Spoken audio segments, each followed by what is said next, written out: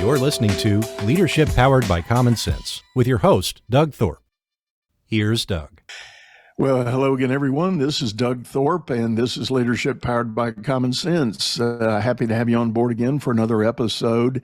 And in a continuing mini-series I'm doing on the idea of leaders creating culture, I have another guest who has joined us today. His name is Dan Bredeson. Dan, welcome to the show. Good to be here. Thanks for having me. You have a slightly different twist, I think. I'll let you elaborate on your backstory, but basically grew up on a farm in Wisconsin, clearly was impacted with some life lessons there, and went out, graduated, got into business, got married, had a family, and saw some observations that there were some great corollaries. Inspired you to write a book called The Seeds of Culture. Tell us more about how all that came together. Sure. The idea, well, let's kind of take it back. Throughout the course of my career, once I graduated, I wasn't really sure what I wanted to do, but I knew I wanted to get my foot in the door of business, well, whatever that means to anyone. And I was given some good advice. They said, hey, if you want to get your foot in the door, then, go learn how to sell something. So I was like, okay. So I got a career in sales, and I started out, and I was in business to business sales, and it was primarily in like insurance and financial services. So that required me to, as part of the sales process, the first call would be to like either president, CEO, as high up the ladder as you can get. And I spent a lot of time in corporate boardrooms getting ready to present and pitch and do the sales thing. And sometimes leaders would talk about what type of culture they felt was present in their organization. Sometimes they didn't. If I got the yes, if I, closed the deal, then since it was insurance and financial services products, I then spoke with every level of the organization each and every year. You know how that works. Each and every, you got to renew your stuff each and every year. So I had clients from 3 employees to 3,000 employees, all different kinds of industries. There was not any one specific industry. So it gave me a very broad look at, and a very diverse look at a lot of different industries, a lot of different sizes of companies. And you get to learn a lot about an organization when you talk to each and every employee each and every year. I mean, I knew more about what was going on in some of my clients' companies than the CEO did. And I started to pick up some common themes. One of the first questions I would ask when someone would sit down and talk to me would be like, so how long have you worked here? And then they tell me, I've been working here 15 years. Okay, that's great. Well, what gets you running to work every day? And then they would tell me. Or I'd say, how long have you been working here? About 15 months too long. I'm like, oh, so you're getting ready to quit? Like, yeah. Well, why is that? So I started collecting all of these whys. Why someone would be excited about the place that they work, why someone wouldn't be excited about the place that they work. And then I was pretty good in sales, and as it typically goes, if you're good, then they're going to ask you to start, you're great at selling yourself, now show some other people how to do it. Run a sales team, and then run a larger team, then run a larger team, and you get kind of pulled away from the whole frontline sales aspect, and now you're in business, you're leading an entire organization. And I tried to take some of those whys, why someone would be excited about working, and instill them in the organizations that I led, sometimes successfully, sometimes not. Had a nice run of a career, and then I decided to take a career break and move from California to North Carolina, and was just going to spend some time with the kids. I'd been running pretty hard for about 20 years. And, the old saying, everyone's got one buck in them. So I said, well, some of these ideas, I like these ideas. Maybe I could do something with them. In the time that I was taking a break, I'd always wanted to go back and get my master's degree. So I went back and got my master's degree in organizational leadership and learning. And throughout the course of graduate school, I had the opportunity to do a semester of research and independent study. And I'd always been fascinated, based upon my professional experience, I've always been fascinated by the intersection and the correlation between leadership, organizational culture, and the performance of an organization. I'd always been really interested in where's the connection, where's the correlation, where's the causation? And so I did like a semester of research on that and wrote a big paper, turned it into the professor, and the professor said, wow, if you keep going on this, you could probably turn it into a book. I'm like, I've been thinking about that anyways. So that's kind of how the impetus of the idea to write the book. And then sort of the aha moment that I had was I've been trying to answer this question, which was, if culture is so important to the performance of an organization, why do so many organizations struggle with it? If it's so important, why do so many folks get it wrong? And the maybe, pulling in some of my background on the farm, I guess got to thinking, well, maybe it's because leaders are thinking about it in the wrong terms, meaning that they're trying to build or create or transform or lay a solid foundation for culture versus looking at it as an organic process. So, one of the lines in the book is like, think like a farmer, don't think like a carpenter.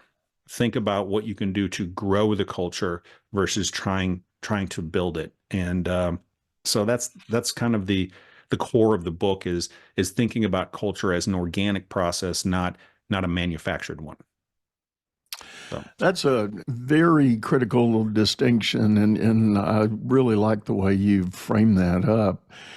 And I know immediately as you were describing that, I was thinking about some case study of experience I've got with leaders who have felt that burden. They feel like they don't have the culture they want to move the business forward or accomplish the goals that have been set out.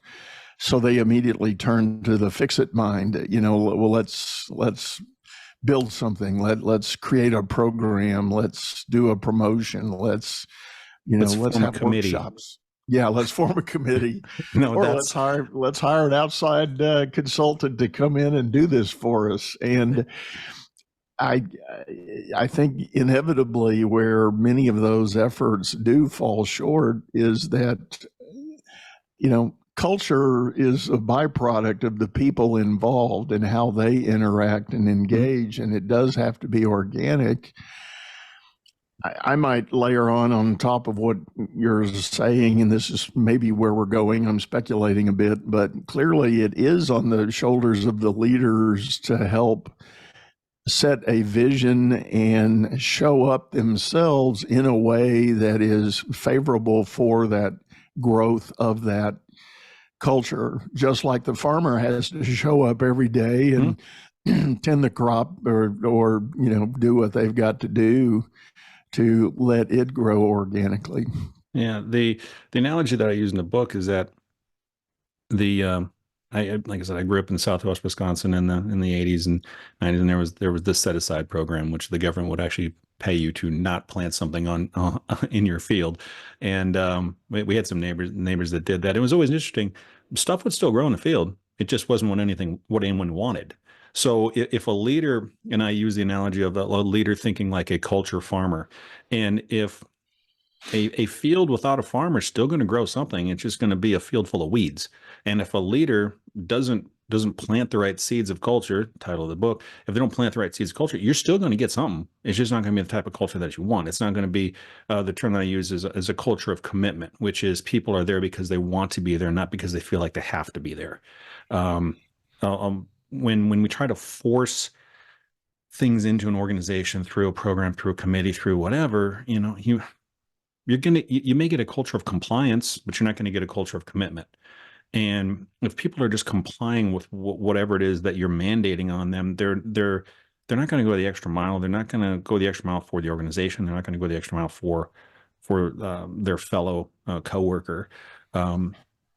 So yeah, to your point to what you're saying is if a leader, it's an organic process, but the leader, much like a farmer, has to plant the right seeds and cultivate them properly if they want to get performance. Because the subtitle of the book is how to improve performance by growing a culture of commitment. So we ultimately, I was in sales, I was in business, I was leading organizations. We got to perform because the story of a failing organization follows a pretty standard script. If an organization fails to meet the performance standards, however those performance standards are measured, if they fail to perform, the powers that be are eventually going to do one thing.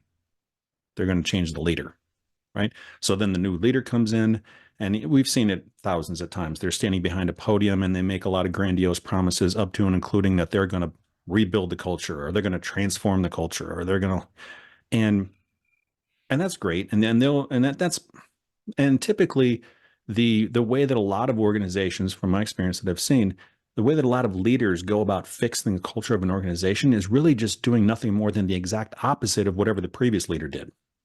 And, as for you Seinfeld fans, it's like the George Costanza strategy for organizational change. Just do the exact opposite of whatever the person did. The last person didn't have any accountability. We're going to bring in a lot of accountability.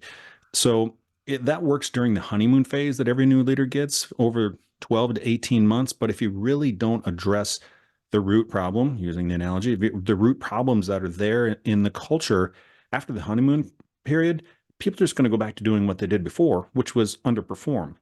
And now the powers that be, they're all upset again. I can't believe we brought this new leader in. And then, here she said they were going to fix the culture and transform the performance. And that didn't work. Get them out, bring a new person in.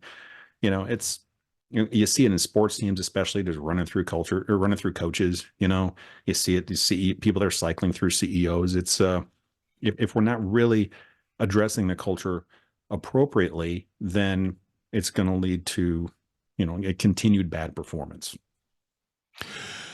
So there's two pathways I'd like to go down on this topic, and we'll take each one independently and separately. One is the notion of an entrepreneur who's trying to build a business and literally has kind of a clean slate. It's just an idea that's coming to life. Maybe it's a service, maybe it's a product, and they start building a team to go execute on this. Typically, there's a tremendous amount of head down energy and focus on pushing this thing out, this idea forward, turning it into a viable revenue generating business. What can a founder owner do to start planting those seeds of culture in that scenario? Sure. And it's interesting. I've been, my most recent engagements and workshops that I've been doing it, I don't know if it's just coincidence or if there's something in the ether, but it's been with startups, organizations that have been around for 18 months, another one like maybe 15 months, and they're trying to get ahead of the game early. So the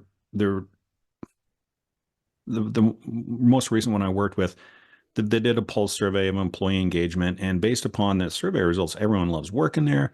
It was outstanding, amazing culture. And so I said when I was standing in front of the room for the workshops, hey, based upon the survey results, your culture is amazing, right? This is great. So now you're probably wondering, why is there this culture guy here? What am I doing here if you already have a great culture? And my answer is, I have one question for you. How did you get here? Did you get this great culture on accident, or was it intentional?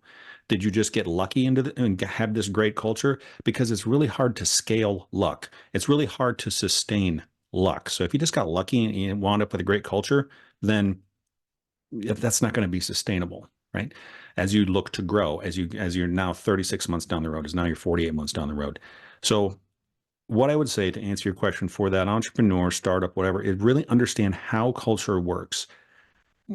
Doug, you've probably heard this 100 times, but in the course of my career, anytime I'd be sitting in a meeting in a boardroom, or we're talking about implementing a new strategy or go to market or whatever, anytime the word strategy would come up, invariably someone would raise their hand and say, well, you know what Peter Drucker says about culture, right? Culture eats strategy for breakfast. I'm like, okay, true, but that's not very helpful. And I also want to know, please tell me how it prepares the meal. And then the other thing is that Peter Drucker never actually said that. And the Drucker Institute actually has a whole page devoted on its website to quotes that Peter Drucker didn't say. So I got to thinking about, I'm very interested in causation. I want to know how does stuff work? How does culture influence the performance of an organization? So if you're this new entrepreneur and you're head down, you're trying to get product out, you're just trying to bring clients in, you have to do that. You got to keep the lights on and keep the doors open. Is there time in your schedule to step away and work on the soft skills of culture that can actually make a huge difference in the hard work of building a business? Too often, we ignore those soft skills until it's too late. So just having an understanding of how culture, what culture is and how it works. And I call it the 4CP life cycle, which is like takes an organization through culture, which leads into the climate of the organization, which leads into employee organizational commitment, and then like a sense of community within that organization. So I'll start with the first one, because there's 7 different seeds of culture, and we can get into all of them if you want, but they're all planted concurrently. It's not like a step-by-step process of like, here's seed 1, here's seed 2, here's seed 3, with one exception, which is effective communication. Until we can really get our communication to be effective in our communication, please don't try to plant the seeds of culture. You're just going to make everybody mad. And if you're wondering, well, Dan, what's effective communication? I'm a pretty good communicator. Here's how I define it. Are you speaking and are you communicating with clarity? Do people clearly understand what it is you're asking them to do? When is it due? Who can I go to for help? Are you speaking clear? How often do we read an email, or in your course of your career, Doug, have you ever read an email or heard someone speak and then just leave the meeting saying, what is it they're asking me to do? Like, what is it that we're going for? That means that the person wasn't speaking with clarity. Second thing is transparency, especially if you're in startup mode, or if you are an entrepreneur, as you start to bring people on board, communicate with transparency. The startups that I've worked with, employee number 3, they want to know, like, when the jobs are up. It's very tactical things, like if there's a new position being created, if you just got a new round of funding and there's a new position created, they'd like the opportunity to interview for that thing. Like, it really makes them mad when you go outside and you hire someone in and they're like, wait a minute, I started here with this startup. I'm employee 3. I want an opportunity to grow with this company. So operate with transparency. And then the third part of effective communication is consistency. Entrepreneur startups, it's really easy to chase shiny objects.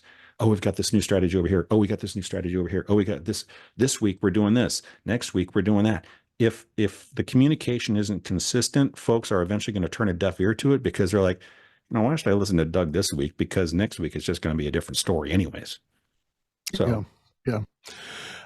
I like those elements, and you're absolutely true of the key role that communication plays in that, and being able to provide that clarity at all turns. And there is a very tight cohesion with the clarity and the consistency, because you're right. I've seen startup entrepreneurs chasing those bright, shiny objects, and maybe intellectually and at some level, even strategically, there's an argument for why you want to pay attention to that next new thing. Mm-hmm. But you can't mobilize your whole team to go with you to do that search and check it out. That has to be done in some kind of independent effort by the founder before they agree or decide that this is truly a deviation in our blueprint on where we're going and what we want to do. Right. And usually that kind of wise decision making comes not just from that founder operating in a vacuum all in his own head or her own head. It takes having some kind of outside advisor or advisory board, or even maybe a leadership team that you've identified, that you agree, you kind of raise your hand and say, all right, for the next 30 minutes, we're going to dream and we're going to innovate in our thought, not in our action, but just let's look at this thing. Let's talk about it. And too often the founders get these ideas, they get their juices flowing and they go, oh, this is going to be great. This is going to be perfect. Oh, goody, goody. Hey guys, rally up here. We're going to take a left turn at Albuquerque. And, and nobody wants to do that. I mean, they don't want to, because they took a left, because last week they took a right turn in Austin. And then the week before that, they found themselves in Miami. And I was like, well, where are we going? And if we can't, clearly communicate where it is that we're going, if you want folks to follow you, then be clear on where the journey is going to take them, and operate with transparency along the way. I had a mentor tell me one time is that, Dan, if people are kept in the dark, they start to see ghosts.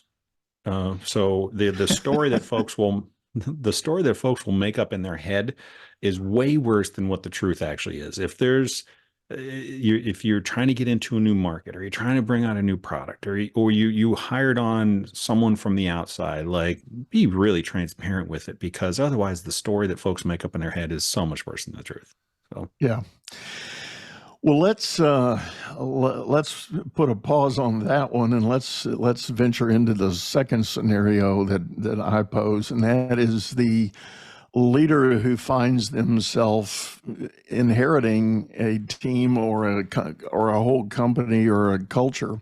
I happen to be doing a lot of work these days with entrepreneurs who have become entrepreneurs by acquisition. They've left corporate. They've built a little bit of personal wealth. They have some money they believe they can invest in buying a business rather than getting an idea and starting a business. So when they go through that journey, and number one, I'll remind people that it's actually easier to do that than you might think, because there's some terms with SBA up to $5 million in your purchase price that are incredibly favorable right now. And there's this interesting phenomenon going on that some have named the silver tsunami. All the baby boomers that have worked their whole life building businesses are now at that age. They're in their 70s and some even 80s, and they're ready to sign off. It's Right. like, I want to go live my last few years doing something different, playing with the grandkids or whatever. So there's this supply on the market of businesses that are very prime picking for opportunity. But the point is, if you're that new owner and you move in, you inherit a culture, whether you like it or not. Mhm. There's something there, to your point.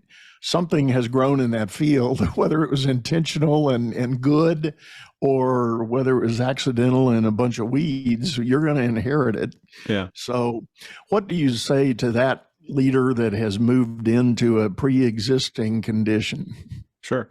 I would ask them to, if they're going to buy a business, they obviously want it to perform so that they can continue to pay for the thing and pay for themselves. So let's take a look at what I've found that feeds into performance. How do we keep this thing performing? The first one is culture, and the definition of, there's a lot of different definitions for culture. The best one that I found, and I'm not taking credit for this, I found out in my research, there's a couple of consultants named Deal and Kennedy that came up with it back in the 80s. It's the most succinct definition of culture I've been able to find, which is, culture is, are you ready for this? How we do things around here. Very simple, right? It's how we do things around here. And people might say, that's overly simplistic. That's too easy. I'm like, well, hold on. How we do things around here, those things are the everything. It's how we talk to each other. It's how we talk to clients. It's how we walk. It's how we talk. It's how we dress. It's how we hire. It's how we fire. How we promote. How we demote. How we compensate. How we celebrate. How we punish. It's like, it's the everything. In a new hire orientation, the company's going to tell you what we do around here, but you're not going to know how we do things around here until you get out and start working with your coworkers. So the first thing is, understand culture is how we do things around here. So if you're a new owner coming in, I would say, you got 2 ears and 1 mouth for a reason. Do more listening than talking, and in observing what's happening of how we do things around here. And you're part of the we now that it's your organization, is how do we do things around here? That's going to lead, how we do things around here is the first part of it. The next part of it is the climate. A lot of times folks will conflate culture and climate and think they're the same things, but they're actually a little bit different. Culture is how we do things around here. The climate of the organization is how we feel about the way that we do things around here. Let me break it down. So how we do things around here, that's the culture. But when you're sitting at the kitchen table and your spouse says, "So how was your day?" You're going to be talking about the climate. It's going to be how the way that you're doing the work, how it makes you feel. I don't like the fact that, things are kind of shady, or this person is really disrespectful, or this person is always ornery. Like, that's going to be the climate of the organization. Based upon the climate of the organization, that's going to determine how much commitment is in the organization. How committed to that organization are the employees? Organizational commitment is defined as a person's continued membership. They want their desire to continue membership with an organization or with a particular company. It's going to be a decision that I make, that I want to commit myself to this organization. If you get enough of those people together, then you're going to get a community of people, that's the fourth C, that will, hopefully exhibit organizational citizenship behaviors, meaning they'll go the extra mile for the company or for their fellow coworker. So as you come in, if you can think about that framework of like, okay, so how are they doing things? How are we doing things around here? Next step would be, how is that impacting the climate? What's the climate like? What's the vibe that you get when you walk through the door? You can feel the climate, and you can see it on people's faces. What the leadership are those transformational things, and that's what you can really do to impact at the culture level, that vision for where you want it to go, maybe what things are going to stay the same, what things are going to change. Also be mindful of the management practices that are put in place, because those are going to affect the climate, how people feel about it. And management practices have a much more, they're more impactful on how people feel about the company than leadership. And here's what I'm getting at. It's mostly due to frequency and proximity, meaning that if you're in a company, how often do you really hear from the CEO? Right? Is the CEO at your desk every day continuing to spread the vision of the organization, or is it your supervisor that you have to deal with every day? That's actually putting the management, the processes and the procedures and how we do things, that's really at the management level. So as you're coming in, get to know the folks that you have in management roles pretty well, because they're going to have the biggest impact on the climate of the organization. So take a look at how we do things around here.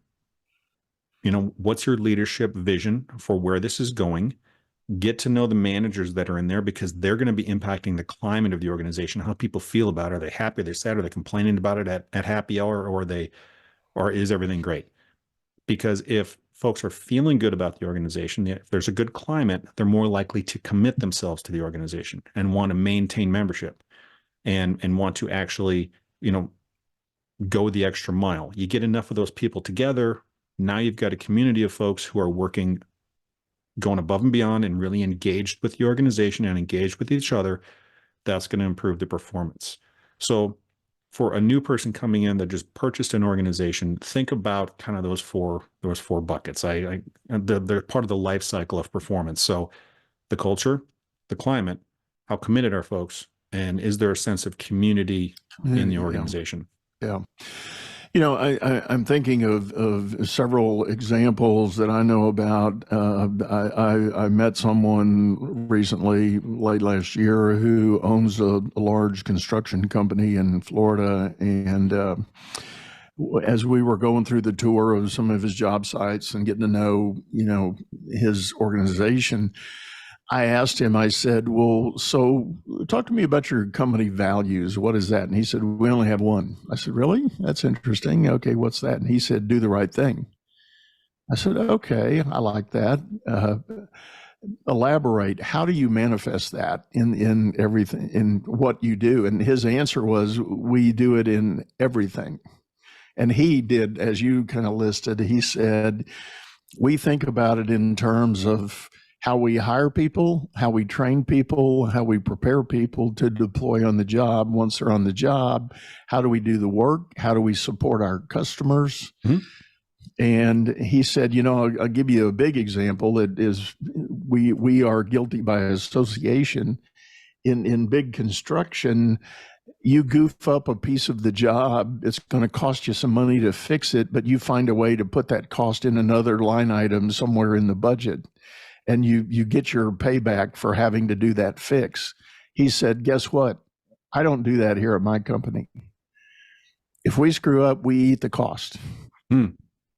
He said, and I prove it to my clients when we do that. We talk about it. Yeah. I show them. He's transparent. Transparent. You'll never see this coincidental dollar amount showing up somewhere else in the budget. Right. And he said it's built a legacy, and my developers that hire me, they know that's the way I'm going to operate. And he said, guess what? I'm not the cheapest guy. I'm never the low bidder on any of these projects, but I get plenty of business. I've got a backlog, And he said it pays dividends in the long run. And he said, we distill that down to each job set. And when we hire a subcontractor, we demand it of them as well. That there's a, the term of using sub, there's subcultures within organizations.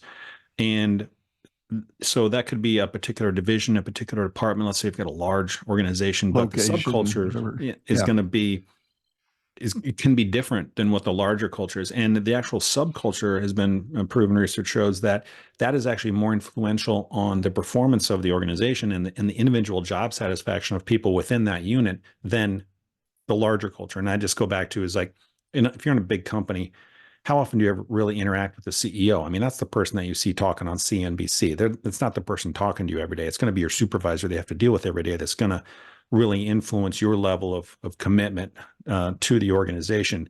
It's funny. There's another saying that I saw. We're getting some flooring done at our house one time. My father-in-law is in the flooring business and talking about the price of something. I know we're not the cheapest, or it's your friend saying that. Well, my father-in-law dropped this on me. He said, Dan, I've never heard anyone brag about how much money they saved on a job that was poorly done. So you walk into someone's house and their floors look like a mess. They're like, yeah, they look horrible, but you know how much money I saved? Like that just doesn't work that way. You get what you pay for. Yeah. Yeah, so very true. Well, and the other thing I think about, I like how you articulated the how. Get people to focus on the how do we operate. And again, I'm kind of zeroing in on home service trade industry because that's sort of top of my mind lately. And I met another owner of a company, a plumbing company over in Denver. It's actually called High Five, as in, hey, give me a high five. Mm-hmm. And that's part of their shtick. That's how they do things. They show up at a homeowner's location. They're expected to have a clean uniform on. So if they got trashed on the first job, they're supposed to have a change of clothes in the truck and show up at the next one with a clean shirt, clean pants. Yeah. And then you engage the client throughout the whole thing. You do your work, you try to be efficient, you clean up. And then at the end of that appointment, they ask the homeowner, are you happy with what got done here today? Do you know? And then they go, yeah, I think it's all good. Thank you. And they say, and what they do, they say, well, would you mind going out in the yard here and let's shoot a selfie of us doing a high five? Would you do that? And the homeowners kind of go, oh, yeah, okay, that's cool. I'll be happy to do that. Yeah. And it's ingrained in the culture. Now, part of the way the owner motivates people to do this, there is a contest every week for how many high five pictures his techs get. Right. And they all come in and they post their pictures on the board and they do a count, and the guys that had the most success getting that done. Well, think about it. Several things happen. You're not going to get a homeowner to agree to that if you did a crappy job. Right. If you bang the baseboard with your tool bag, they're going to have an attitude about that. Yeah. So it permeates the details of how the work gets done. But the techs, the employees of the business, are having fun doing it. They're incentivized, but it's kind of like our old Army saying, you need to inspect what you expect. So if you lay down the definition of how you want to do things, you have to have, as a leader, you have to have that level of accountability to be sure those things are being done that way. Right. Yeah. Have you ever, from a leadership perspective, I talk about in the book of, becoming a culture farmer and having some the traits of successful culture farmers is, I got a whole section on it. And then there's 6 that I found and hit upon, and just from experiences. And the first one is affinity. Actually having an affinity for people. Have you ever met leaders where you walk out of the room and you're left thinking, man, do they even like people? I've met so many leaders where it's like, you would think that it would be a prerequisite, that liking people would be a prerequisite for leading people. But there's so often where it's like, man, I think you're in the wrong. Maybe you shouldn't be in the people business. Right. Right. When I was my first relatively big promotion, I sat down, went to lunch with the guy who was promoting me, and he said, Dan, operate with the expectation that most people are going to disappoint you. And I was like, whoa, like, and I had a good enough relationship and rapport with him. I said, man, I wish I would have met you when you still liked people. And he just said, you'll see. Fast forward maybe 3-4 years later, I was sitting down with some new folks that I was getting ready, to promote, and sitting down at lunch with them. And I said, you know what? Operate with the expectation that most people are going to disappoint you. And then as the words came out of my mouth, and like I realized I'd become a cynic. I had throughout my time in leadership, I had seen people at their worst much more frequently than people at their best. And I let that kind of like sink in. And as I said the words, I realized, oh, I gotta, something needs to change around here. And coincidentally, about the time that I said that, the organization was not performing at the level that I wanted it to. We were still making our quotas and all that kind of stuff, but I wasn't cranking out bonuses the way that I wanted to. So I had to look in the mirror and say, "Oh, what happened here?" And I had to kind of reset my own affinity for people and understand that I'm probably giving off a vibe of, you can tell if you're in a room where someone just merely tolerates your presence versus welcomes your presence. It's called junior high, right? It's everyone has been through that kind of drama. So, as a leader, whether you just purchased a company or you're starting a company, don't let that cynicism towards your fellow human like creep in, because they're going to sense it. They can feel it. And, there's some things that you can take to maintain your affinity for people. And that's, stay humble, right? And people aren't going to, if you're constantly looking down at people, they're not going to reach up to try to help you. Stay humble and have humility. Also stay curious. One thing that helped me was, have a natural curiosity for, everyone's got a great story. Just endeavor to try to find it.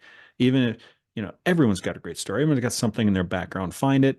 You talk to them about it. And I get some great stories of just, I never would have thought that about so-and-so, but I actually took the time to ask and stayed curious and was humble enough, right, to lower myself from my leadership perch to actually learn something about the folks that were on the team. So, yeah. Well, two thoughts come to mind in what you said there. One, that boss that promoted you, shame on him for planting that seed.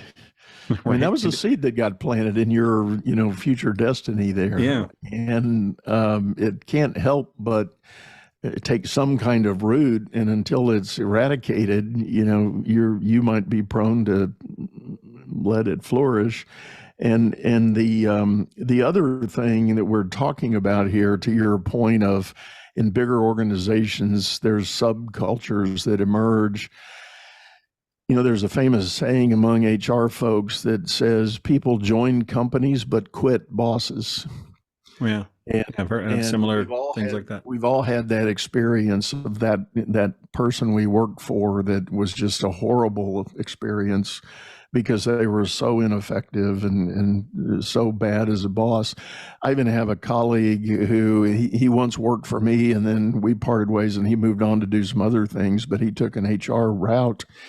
And he became a kind of a deputy HR director of a fairly large global brand. And he told me he went through a season there at that company. He proposed to the board that the whole role of HR get redefined.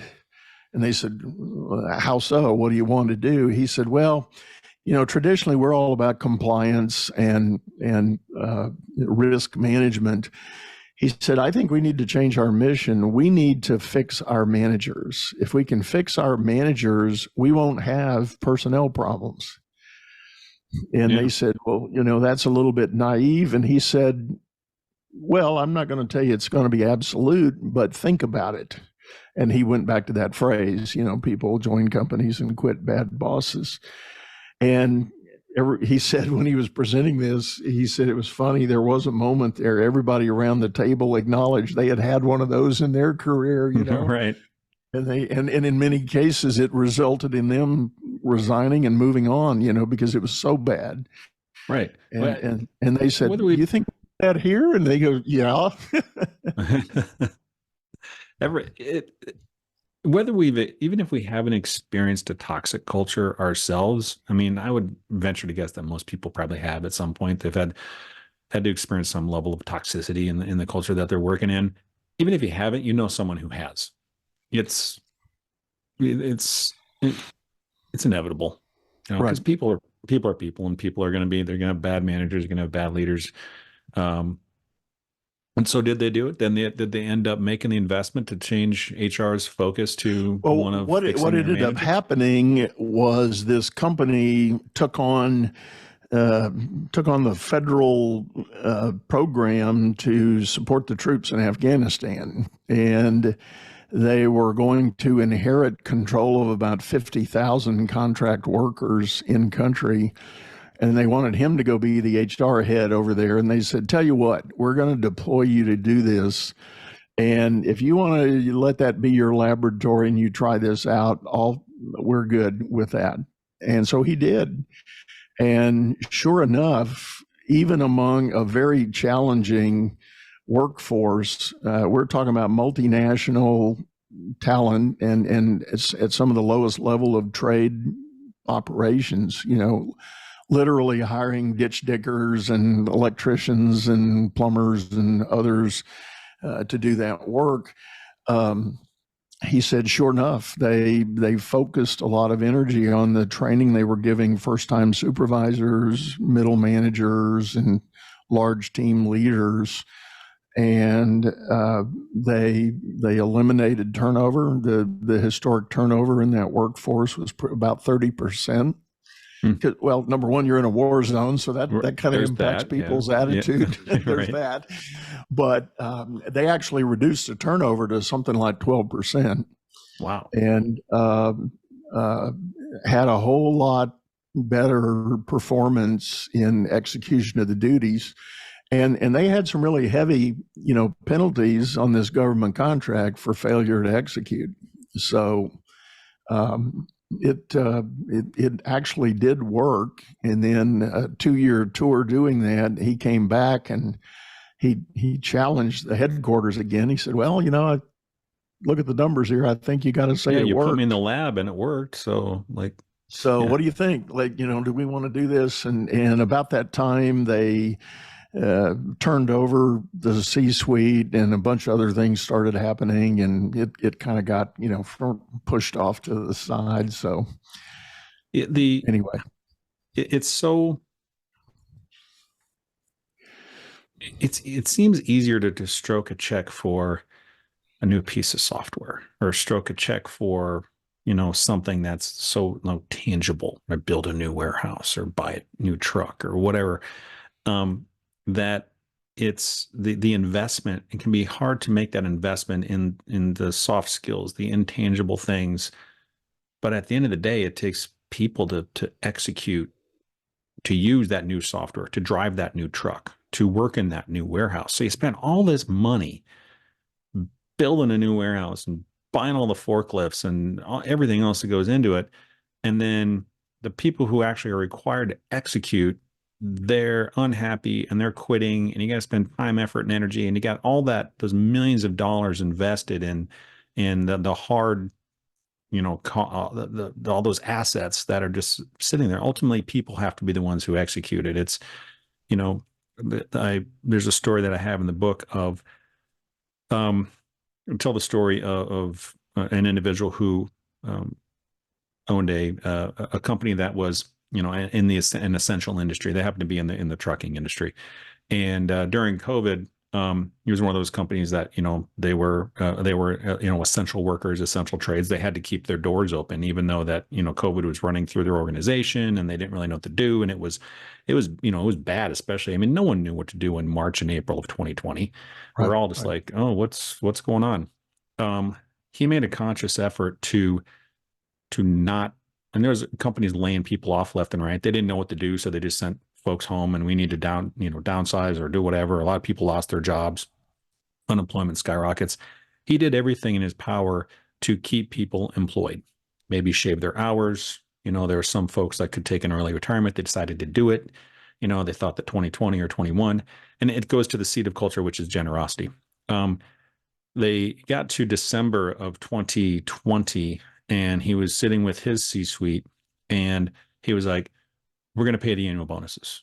And they're like, but no one hit their targets. And he's like, we're going to do it. He goes, we happen to have, it's going to sting a little, but we can do it. We need to pay these bonuses.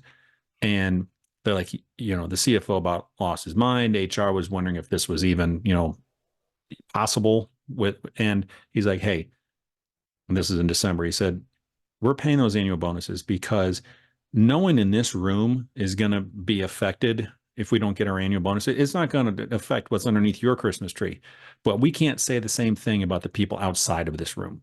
So we're going to make it happen. We're paying the bonuses. So they did everything that they could to keep their current staff, even though his competitors around him were letting people go and laying people off and this, that, and the other. Well, now fast forward it about 18 to 24 months after that, and you get into the Great Recession and this, that, and not the Great Resignation, I'm sorry. All his competitors that were around him had to, they were paying bonuses to get their own employees back, right? So he figures that he actually saved money, probably made money. And then also when the economy started picking back up, he had his existing team in place. They knew how to execute. They felt incredibly grateful that they didn't lose their job, right? Because they knew that their boss had their back. And he said, we had some of our best years coming out of COVID because I said, well, it's because you were generous during COVID. You tried everything possible to let these people keep their jobs versus having to go and lay them off and then pay them a bonus to come back to their old job. So don't know where I was going with that, but just keeping that consistency of your workforce in place and planting that seed of generosity, it definitely worked out and led to great story. Great story. Hard performance. Well, Dan, we're about up on time for today. Thank you so much for sharing this. Tell folks the best way to get a hold of you if they're interested in learning more or finding your book. Sure. You can find me on Instagram, Dan Bredeson, author. There on LinkedIn, Dan Bredeson. Last name is spelled Bredeson. You can also go to danbredeson.com. There's information on the book there. You can reach out to me on the website or just info@danbredeson.com. That's awesome. And you can buy the book anywhere you buy books, anywhere you go to buy books. So great. Well, thank you for that. And as always, folks, we're going to have those links and that information in the show notes. We'll have a jacket cover picture of the book as well, along with Dan's smiling face. And on that note, I want to remind you, we do have a video version of this show over on YouTube, channel by the same name. So if you're enjoying this on your favorite streaming channel right now, take a minute later and check out what we've got over there on YouTube. You might enjoy the video. But with that, we're going to sign off, say goodbye, go out there, make it a great day. You've been listening to Leadership Powered by Common Sense, hosted by Doug Thorpe. If you would like to know more about the coaching and advisory services he provides, visit dougthorpe.com.